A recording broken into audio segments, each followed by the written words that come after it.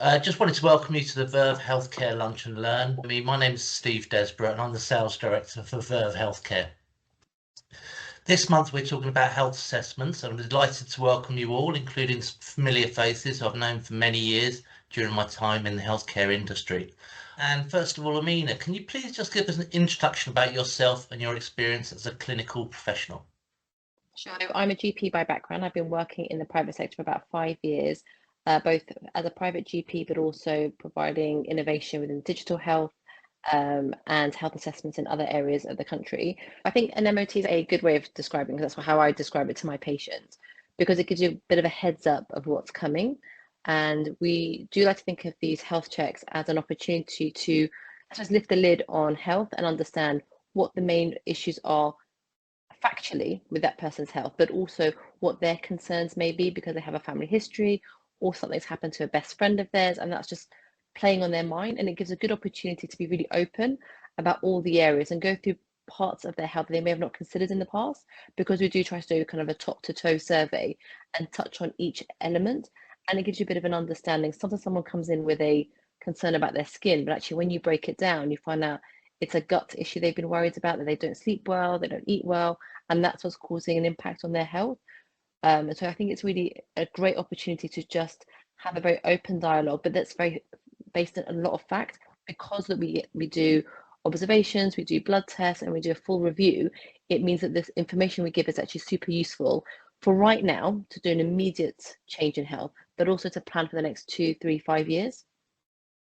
So how do employees benefit in terms of receiving health assessments, particularly with regard to prevention or early intervention of medical issues?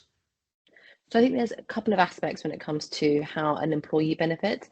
First of all, I get lots of employees that come to do their health checks with me prior to working with Verve, and they really enjoy the opportunity to talk about themselves rather than it being about their work. It's now about them, and that focus does help them to feel very empowered about the fact that their health is of a priority to not only themselves and their family, but also to their employer. So that's one lovely way to just have a great dialogue. It also means that we can start planning ahead things that we know are going to start to become problematic. So obviously prevention is much, much easier than the cure. And so we start planning things over the next, what's going to potentially be an issue over the next 3 to 6 months, and what's potentially going to be an issue over the next year to 5 years. And we can start talking about that with regards to family history, lifestyle, and the parameters that we pick up in our investigations. We can have a rough sketch of where we think things are going to go if we don't make changes, and where things will be if we do make sensible changes. And when we talk about these sensible changes, obviously it has to be very bespoke to the person we're speaking to. It's very easy to do a generic, don't smoke, do a bit of walking, drink enough water. But when it's specific to the patient, you can tell them the areas that they're going to pick up immediately and what's going to change over the next 3 weeks, 6 weeks, and then beyond. And so it makes them, again, much more empowered to take on those health benefits, especially if you talk about it as a family as well. So that's a big part of what we do in the health check sometimes, is to talk about the family side of things, the social aspects, because they all do play a part, and identifying what may be obstacles that will cause them problems to achieve their health goals, but also how you can sidestep that by working within a team, working with a best friend, or working with a partner to achieve those goals, because it helps everybody to have that health initiative in your mindset. Yeah, and I guess that everybody is different with their own pre-existing conditions and their own predisposition for certain illnesses. Exactly. And usually those predispositions actually do obviously work within the family. And then so if you can be empowered to look after your own health, it will just follow on that your family also benefit from your changes. And if you have the space and the time to talk about those things, which you don't get in, unfortunately, the National Health Service in a GP appointment, then it feels much more, this is a much more useful tool now to make a change with. Yeah, that makes total sense. So Verve is a suite of health assessments offering a range of tests. Can you just share with us some of the tests and the value that they bring? I know you've talked about some of it already, but can you just bring a bit more to life, please?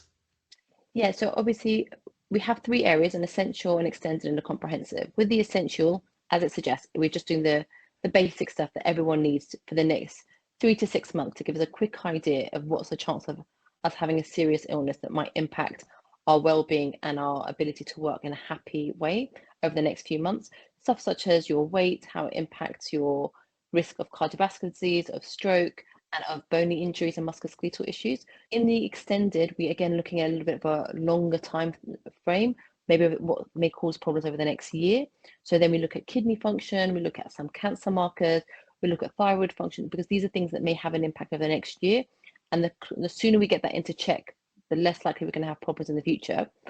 And then the last one, obviously, is the most comprehensive. This one is done by a doctor. So the doctor goes through a full questionnaire, top to toe survey of everything, including social issues and family history. The blood tests are a lot more extensive. So now we look at cancer screening, we look at cardiac enzymes, which are an indicator of potential underlying problems with the heart that can cause serious impacts over the next 3 to 5 years, and trying to be proactive to change those. We look at inflammatory markers because obviously they can have an impact on lots and lots of diseases, from inflammatory bowel disease to rheumatoid arthritis to lots of aches and pains, headaches, all these things that just slowly start going unnoticed until they become a real big issue. And then usually there's a lot of time that's needed off to fix those because it has had such a detriment to health over those few months and years. There's an extensive amount of done with the doctor, including looking at an ECG. So that's looking for subtle changes within the heart and the way that it beats electrically to see if there is, again, something we can do to prevent any potential harm in the future. We do an extensive breast examination and a testicular examination. And although these in themselves are just a one-off check for cancer, it's a great opportunity to teach people to try to look for these things early. The sooner you can pick up a small lump that could be cancer or precancerous means the treatment is now much shorter. The chance of needing chemotherapy and radiotherapy is much more reduced. And even if you do need it, it's a much shorter course. And therefore, your ability to bounce back to good health is much more likely. So we're trying to think of it in a management of how to protect from diseases in the future by empowering, learning, and also being very engaged in each specific area of the body. Yeah, and I guess some of that can have a knock-on effect if people spend a lot of time off work when they've got those medical conditions that have been diagnosed later on rather than early intervention. And I've seen situations where that's affected people's mental health as well. So Yeah, it takes its toll. Being unwell for a long time takes its toll, and it makes you more unwell in yourself. So the sooner we can pick up an issue and start treatment, it means your body hasn't have to go through the ordeal for a whole year to get to treatment. We can deal with the ordeals, much less damage to the body, much less damage to your well-being, and also being out of your normal sync is really harmful to your physical and mental well-being. yeah, absolutely. No, couldn't agree more. So just picking up on your point about the use of GPs in the extended and comprehensive particularly, what are your thoughts on the importance of being able to have that much access to a GP, particularly when there's waiting lists for GP for just a simple consultation? I think this is incredibly important. It's easy to pick up a test kit online that just does your blood test and that's it. And you're still in the dark because that test on its own doesn't mean anything without all the expertise that comes with seeing the doctor that understands health, and not only just immediate health, but long-term health management. So that's the key part, is you want time with someone that understands long-term healthcare management and how to make sensible steps to make those changes and how to understand your blood test, be empowered with those results, and then know how to monitor them. So obviously part of our explanation is not just what we're doing for today, but also for your future. Which blood tests need to be monitored? Which tests do you need to have repeated? Which ones do you need to keep an eye on? Which ones are not worrisome right now, but may become a worry in the future? So again, it's the key is to be empowered to understand the reason why we're looking at these things in your health and how to be part of that conversation and not just be at the end receiving the treatment. Yes, certainly, and education is a major part of this. And certainly, I've spoken to people that just don't go and have GP appointments. They don't have health assessments, even if it's offered under their company arrangements. And I think that you've explained really well why it's so important that people do attend those. So thank you for that. How important is it that assessments are carried out in a clinical environment? These things are they are very important because I think in a clinical setting, when it's a professional, it gives you the opportunity to be very honest. We have, it's very well known within the general practice that patients will come in with one issue, and just as they're about to walk out the door, they have a completely different issue, which is usually the most important issue of that year for them. But it takes a while to build up that rapport and that trust to tell someone something that's quite worrisome deep down inside. And so the time that we allow for our GPs to have that consultation, to build that rapport, to go through things step by step, to encourage and tease out all those bits that are worrisome is really important. And the clinical professional setting that we put it in encourages that. I don't think it would be the same as if we were doing it in a room in the back office of where you work. I don't think it has the same structure of trust and professionalism that we can provide in a clinical setting. And I wonder whether or not some employees might just find that they're not as comfortable in that scenario. Yeah, I can understand that that can be the case for lots of people, especially when it's something very deep down that's worrying them, or they really think they do have a particular problem. Some people think they have cancer that they've been living with for years that they don't have, and they just need a bit of support, or actually they do have the signs of it. They've just been too scared to go and get help because they don't know what's going to happen next. So it is important to provide that opportunity for genuine trust, genuine confidentiality, that we can support them through that journey. Yeah, perfect. Thank you for that. And can you explain our minimum requirements in terms of the type of clinicians who carry out the health assessments? So with our GP settings, obviously they have to be very qualified, very experienced GPs. So they're not newly qualified general practitioners. They've been doing this for a long time, and they obviously get a lot more training from us to make sure they understand what we're trying to achieve in these health assessments. Every company does things slightly differently, but we have a very clear goal of what we're trying to achieve for our patients. For the healthcare professionals that do the observations, do the ECG, do the bloods, again, these are clinicians that have had a lot of experience to deal with patients, to support patients through the journey when they're feeling anxious, to know how to escalate up when things don't feel quite right.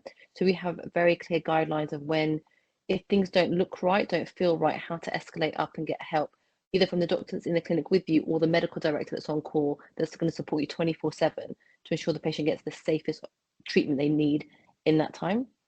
Yeah, absolutely. Thank you. And I think one thing I should probably add is that Verve Healthcare is a subsidiary of CellDoc, and CellDoc have been providing nearly 30 years of assistance to the NHS through a number of different ways, and 111 services, urgent treatment care, and out of hours GP services. So the credentials are there to be able to support the health assessments that we provide. So yeah, excellent. And thanks very much for that, Amina.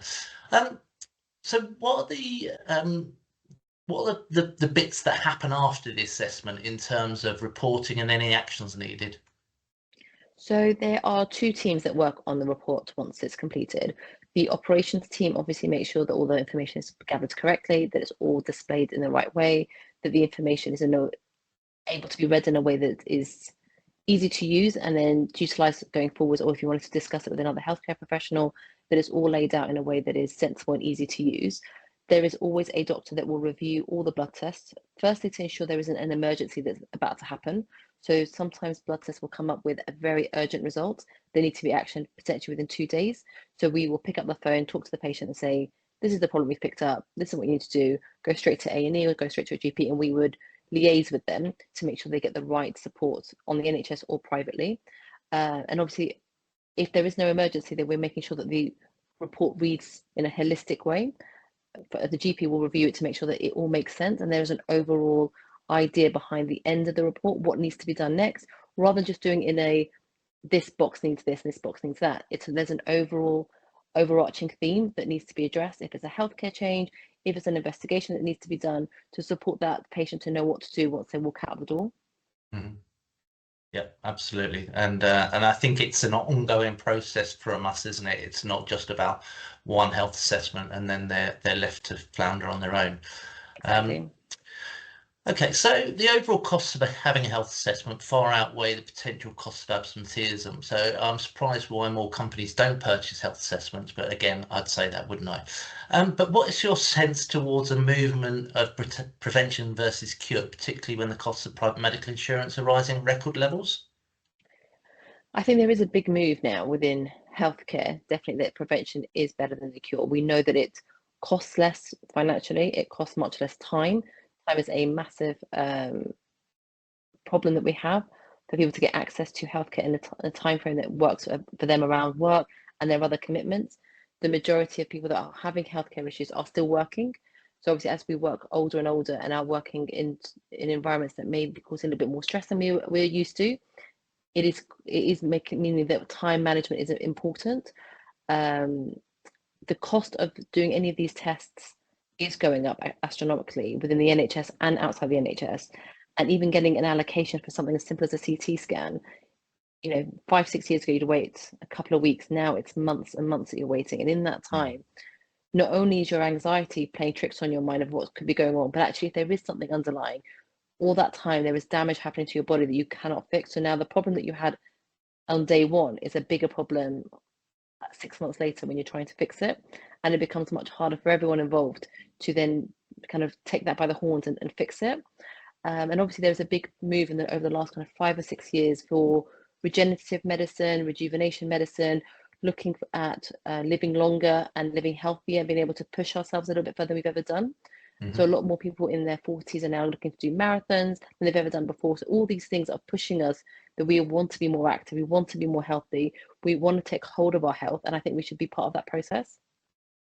Yeah, absolutely. When I've been speaking to prospective clients, there's certainly an increase in demand for health assessments, which has potentially led to capacity issues within the industry. How does Verve ensure we don't have those capacity issues?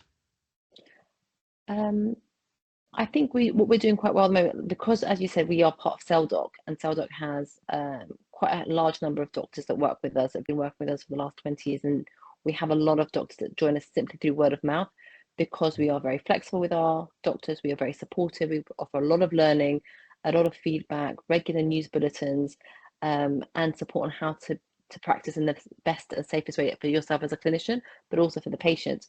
So it means that we have access to brilliant doctors all the time throughout the year.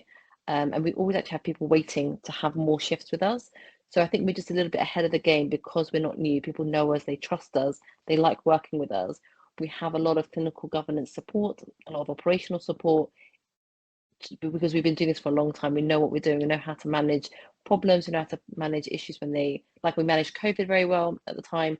We know how to manage things when there is a bit of a bottleneck. I think that's what we're good at. Yeah, and I couldn't agree more. Obviously, I've only been with the company for 6 months, but certainly I've seen that, and I've seen it snowball over that 6 months. There was one question from somebody who wasn't able to attend. What about the clinics? Where are our clinics? So